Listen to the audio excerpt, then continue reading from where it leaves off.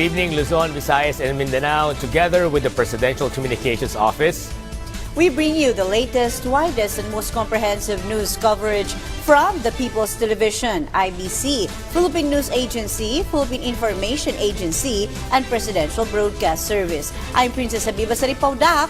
And I'm Joe Fernandez from Radyo Pilipinas. Welcome to Balitang Pambansa.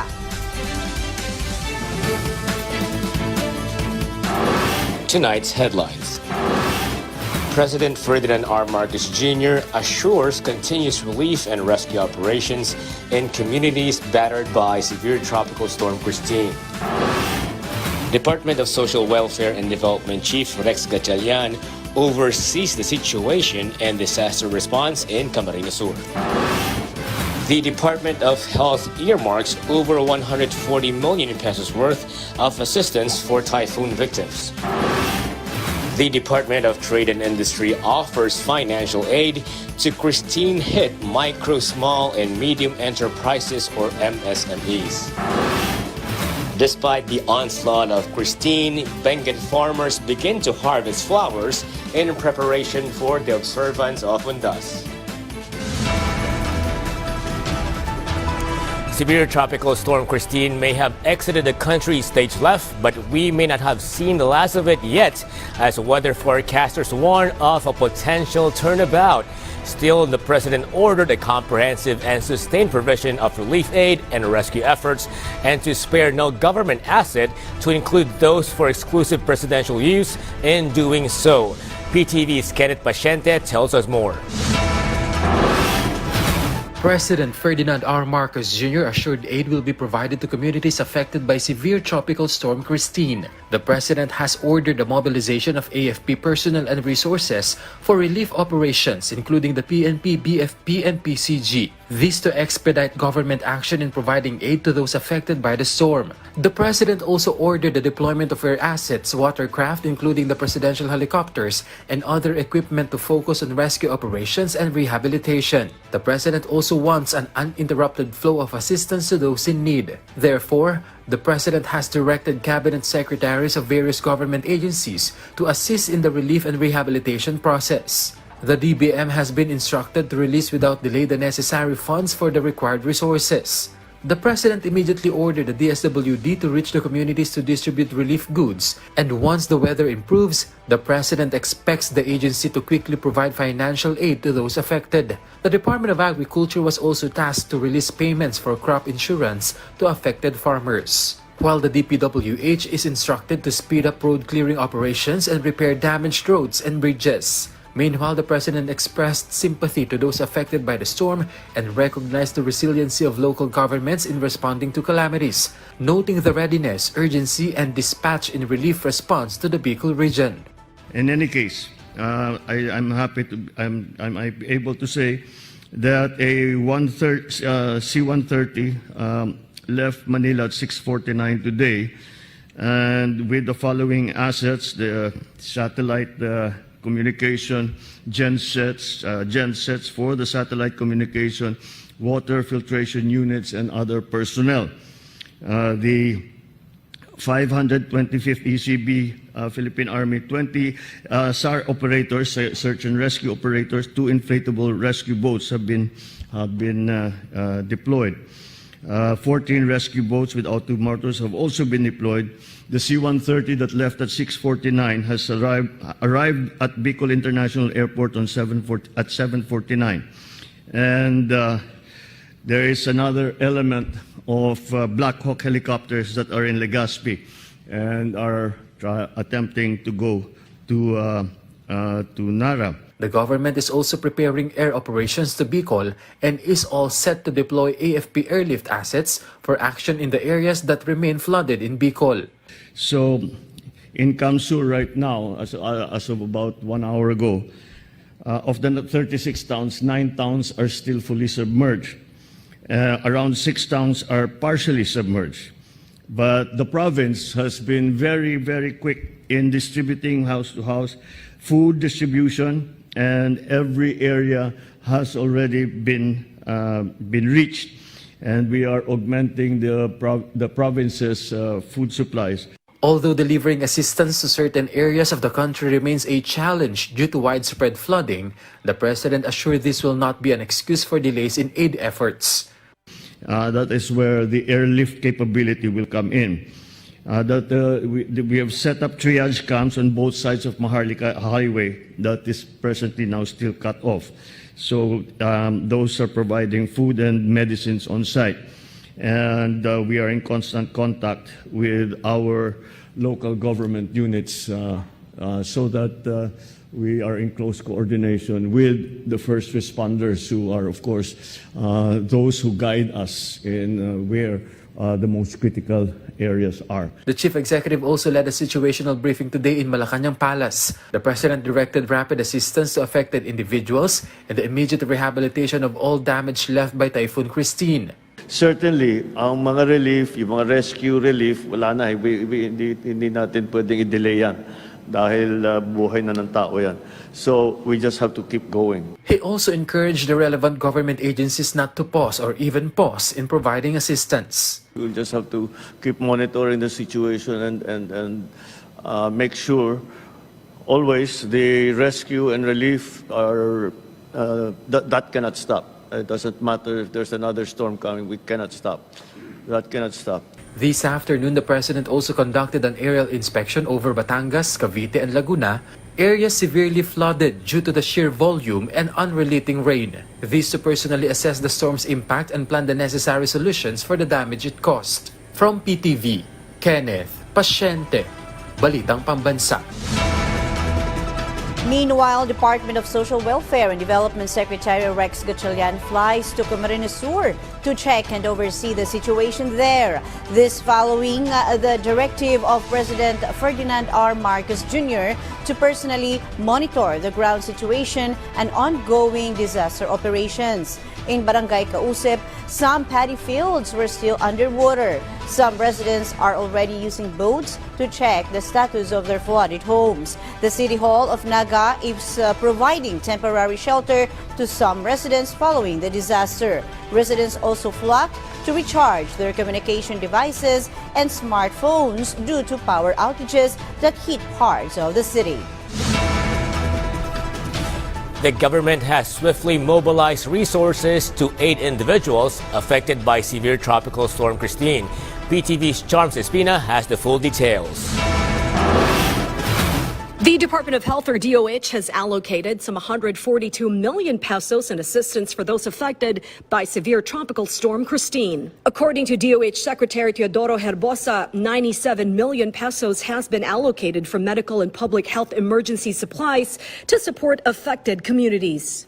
Additionally, the agency spent 36 million pesos on water sanitation and hygiene. The DOH also designated 6.8 million pesos for nutrition and 1.8 million pesos for psychosocial support. The Department of Agriculture, or DA, assured expedited assistance to affected farmers to allow for quick recovery following the onslaught of severe tropical storm Christine. According to Philippine news agency's report, DA Assistant Secretary Arnel de Mesa said Secretary Francisco Tiu Laurel Jr. instructed all the regional field offices, Agricultural Credit Policy Council, Philippine Crop Insurance Industry, and all concerned offices, especially the regional field offices, to expedite the release of aid to all affected farmers and fisherfolk. He also said that the agency has prepared 80.21 million pesos worth of agricultural inputs, including seedlings of rice, corn, high-value crops, medicines, and biologics. In addition, there is a 500 million pesos loan fund to the Survival and Recovery Loan of the Agricultural Credit Policy Council, or ACPC, a 500 million pesos quick response fund, fuel subsidies, and available compensation for insured farmers under the Philippine Crop Insurance Corporation, or PCIC.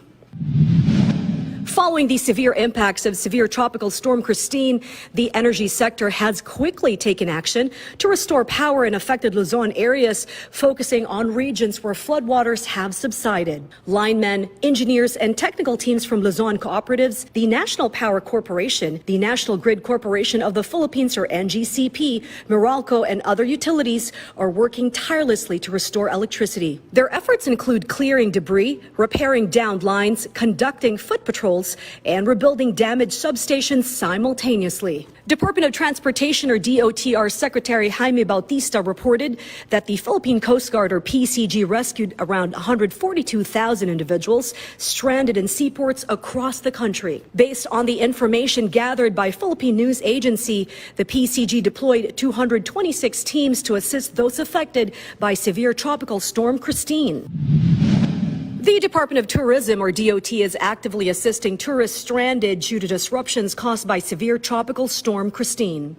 According to the Philippine News Agency's report, the DOT reported 529 tourists stranded across various regions, with travel severely affected and damage noted at several tourist sites. The agency is also verifying reports of stranded tourists in northern Luzon and Bicol, two of the most impacted regions by the storm. This is Sharms Espina from the National TV Network for a new and better Philippines. The Dinagat Islands, much like the Caraga and eastern Leyte and northern Samar, was drenched by unexpected rain since Monday. But the response to rescue and relief by a combined national and local government joint effort brought adequate family food packs to cover everyone in the evacuation and those holed up at home. Philippine Information Agency Caraga's Rainfall Luzon Escuadro has more.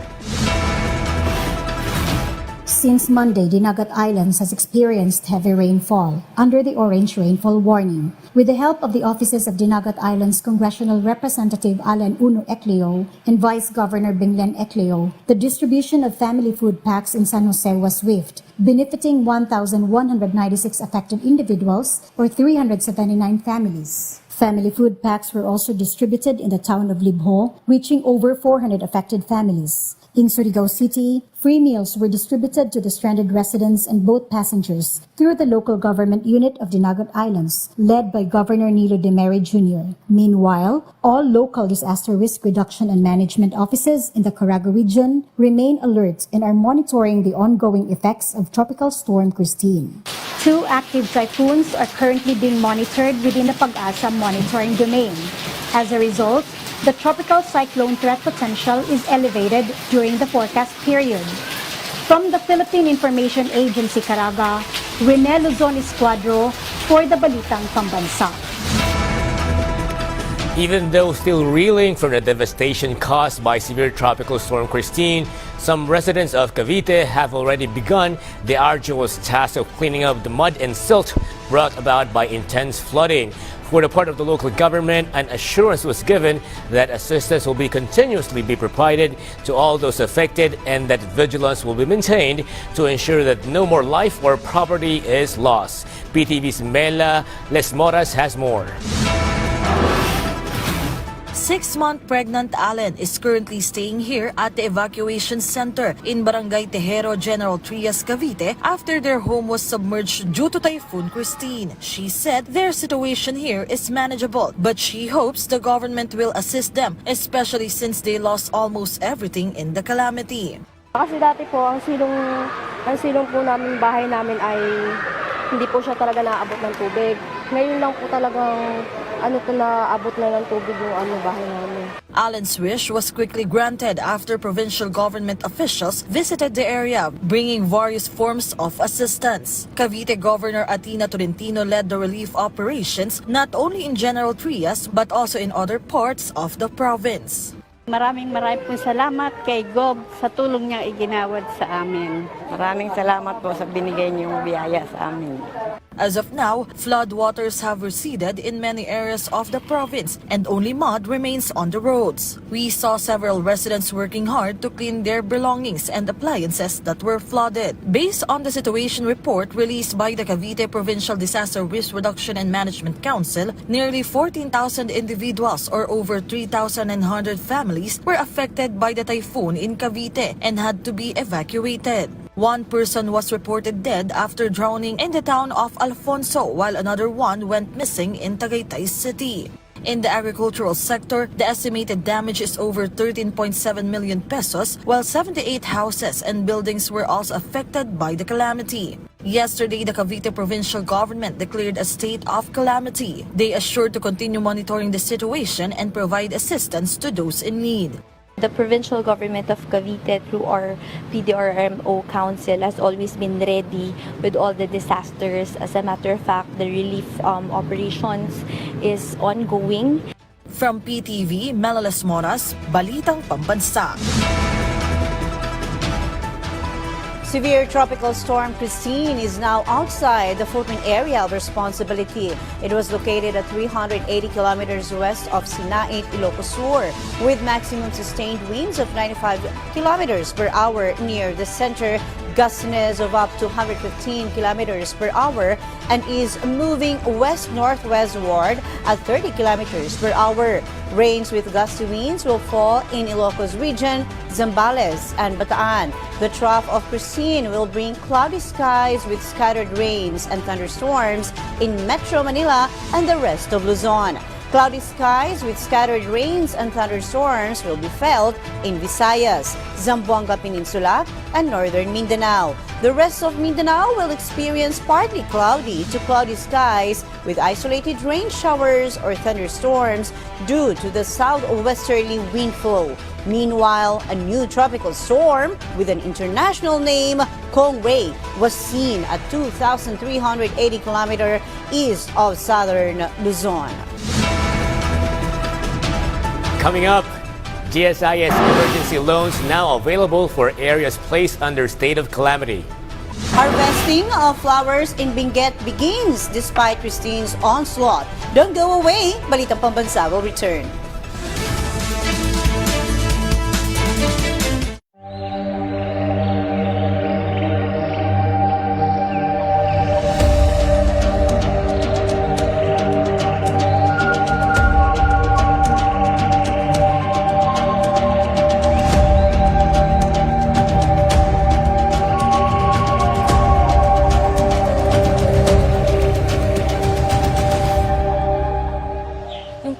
Po, needing na may ganoong variations para if ever na may ma-introduce po na disease sa kanila, hindi po sila ma-wipe out lahat.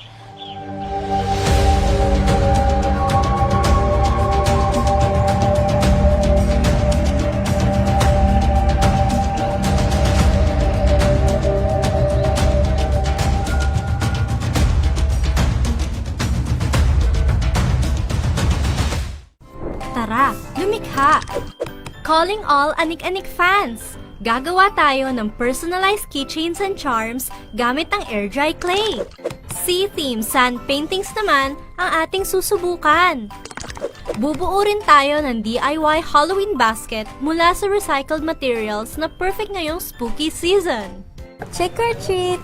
Sige, wala akong candy eh. Ay! Yung assignment mo! Sining ang magniningning dito sa Artsy Craftsy! Artsy Craftsy, Sabado, alas 10:30 ng umaga. Dito lang sa inyong People's Television.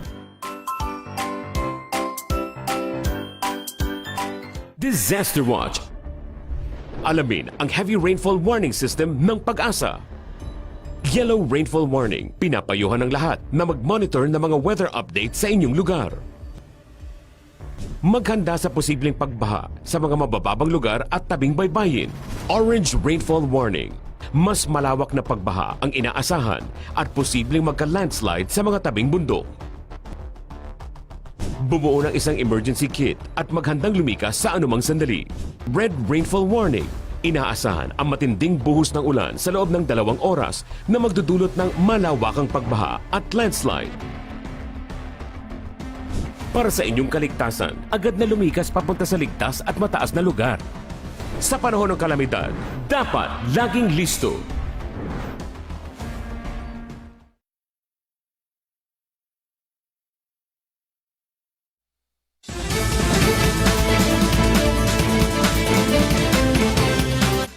The death toll from severe tropical storm Christine rose to 46.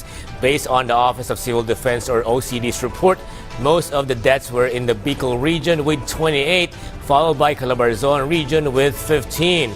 There was 1 death each in the Ilocos region, Centro Luzon, and Zamboanga Peninsula. The most common cause of death is drowning and floods. Meanwhile, 20 individuals are reported missing and 7 are seriously injured. The OCD is still validating the data while the regional offices continue to collect information.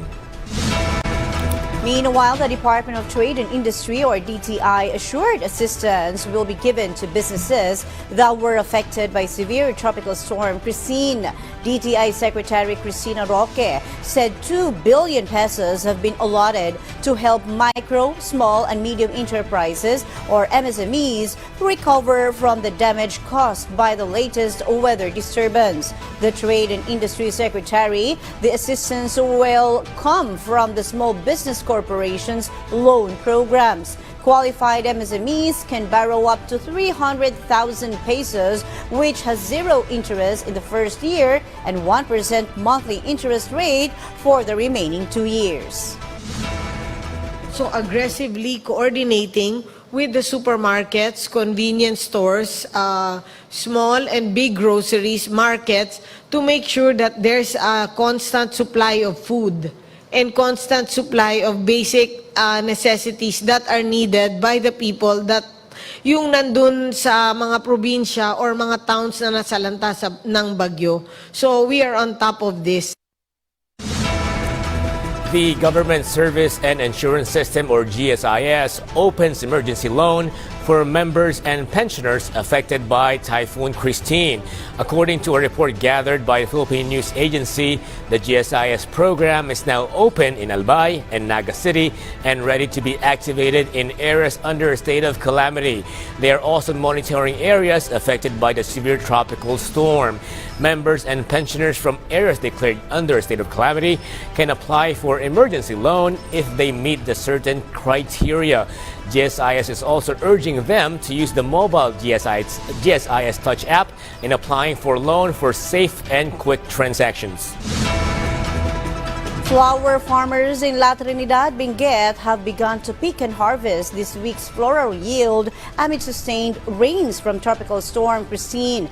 This week and next week's harvest of flowers will suffice to cover the needs and demand for the Days of the Dead celebration in Mega Manila and elsewhere next weekend. Flower farmers from the area say. More details from Philippine Information Agency Cordillera, Clint Isvan Totanes. Deli Pulas, a cut flower farmer, hopes that the tropical cyclone recedes to allow them to deliver flower supplies. Sigurado affected kami lahat dito pag flood ang Manila. Affected lahat ang mga taga rito sa Benguet kasi yung bintahan ng bulaklak is affected also. Pulas also said that they were able to avail assistance from the government during weather disturbances. Marvin Sabella, also a cut flower farmer, shared that the flower supply is enough. However, they are apprehensive with the threat of another tropical cyclone that is forecasted to enter the country Sunday. Hindi tayo makaharvest kung malakas yun. Kaya sana hindi masyadong malakas yung bagyong nasusunod na harvest natin. Kagawad Jose Cristino reminded farmers to report incidents immediately to the local government units for them to file and access actions from the Office of the Municipal Agriculture. Bagami ang picture nyo dagita na damage anya dita diretso yo dito barangay tapno may record. Barangay Bagong, dubbed as the rose capital of the Philippines, is among the suppliers of cut flowers in various parts of the country. They send their harvests as far as Pampanga, Bacolod, Bicol, and Iloilo. They hope that floods in areas affected by Christine will settle to ensure the smooth delivery of flowers in said areas. Clint Isvan Totanes of Philippine Information Agency Cordillera, Balitang Pambansa. The much-anticipated surfing break event in the province of La Union has been postponed to early next month due to the effects of severe tropical storm Christine. Rocky Bautista of Philippine Information Agency Ilong's region supplies the details in this report.